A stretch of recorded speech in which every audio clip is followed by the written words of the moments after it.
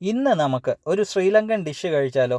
ശ്രീലങ്കയിലെ പ്രശസ്തമായിട്ടുള്ള എന്തെങ്കിലും കഴിക്കണമെന്നുള്ള ഒരു ആഗ്രഹവുമായിട്ട് അവരുടെ തലസ്ഥാനമായിട്ടുള്ള കൊളംബോയിൽ വളരെ ഫേമസ് ആയിട്ടുള്ള റേറ്റിംഗ് ഒക്കെ ഉള്ള ഒരു റെസ്റ്റോറൻറ്റിലാണ് ഞാനിപ്പോൾ നിൽക്കുന്നത്. മെനു എടുത്ത് നോക്കുമ്പോൾ ഞാൻ ഞെട്ടിപ്പോയി. അതിലുള്ളത് ഇടിയപ്പം, അപ്പം, പുട്ട്, മണിപ്പുട്ട് അതുപോലുള്ള സംഭവങ്ങളാണ്. പക്ഷേ പ്രൊനൗൺസേഷൻ വ്യത്യാസമാണെന്നേ ഉള്ളൂ. മഞ്ഞിപ്പിട്ട് എന്ന് പറഞ്ഞ ഒരു സാധനമാണ് ഞാൻ വാങ്ങിയിരിക്കുന്നത്.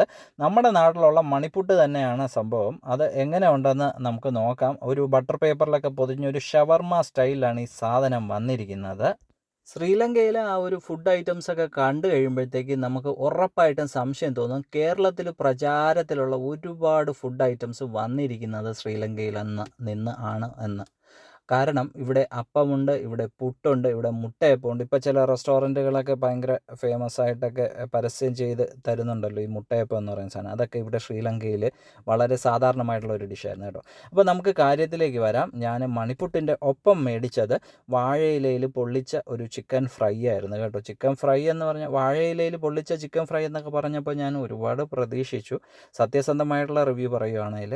പക്ഷേ ഇത് തുറന്ന് നോക്കുമ്പോഴത്തേക്കും വളരെ ഡ്രൈ ആയിട്ടുള്ള ഒരു ചിക്കൻ ഫ്രൈ പൊതുവേ ഡ്രൈ ആണ്, പക്ഷേ ഇത് വളരെ ഡ്രൈ ആയിരുന്നു. വളരെ ഡ്രൈ ആയിട്ടുള്ള ചിക്കൻ ഫ്രൈ വാഴയില ചൂടാക്കി അതിൽ വെച്ച് പൊതിഞ്ഞ് തന്നിരിക്കുകയാണ്. അതിൻ്റെ ചിക്കൻ്റെ പുറത്ത് കുറച്ച് ഈ ലെമൺ ഗ്രാസ് പോലുള്ള സംഭവങ്ങളൊക്കെ ഇട്ടിട്ടുണ്ടായിരുന്നു. അപ്പോൾ കാണുമ്പോൾ നമുക്ക് നല്ല ലുക്കൊക്കെ തോന്നി, പക്ഷേ കഴിച്ച് നോക്കിയപ്പോൾ എനിക്ക് അത്രയ്ക്കുള്ള ഒരു ടേസ്റ്റ് ഫീൽ ചെയ്തില്ല. അതിൻ്റെ സൈഡായിട്ട് കുറച്ച് സവാളയും ടൊമാറ്റോയും സംഭവങ്ങളൊക്കെ തന്നിട്ടുണ്ട്. നിങ്ങളൊരു കാര്യം മനസ്സിലാക്കണം, ഗൂഗിളിൽ ഒരുപാട് റേറ്റിംഗ് ഉള്ള ശ്രീലങ്കയിലെ ഓത്തൻറ്റിക് ഫുഡ് കിട്ടുന്ന ഒരു റെസ്റ്റോറൻ്റാണ്. അവിടെയാണ് നമ്മൾ കഴിക്കാൻ വന്നിരിക്കുന്നത്. അവിടുന്ന് ഞാൻ കുറച്ചുകൂടെ പ്രതീക്ഷിച്ചു, അതായിരുന്നു സത്യം.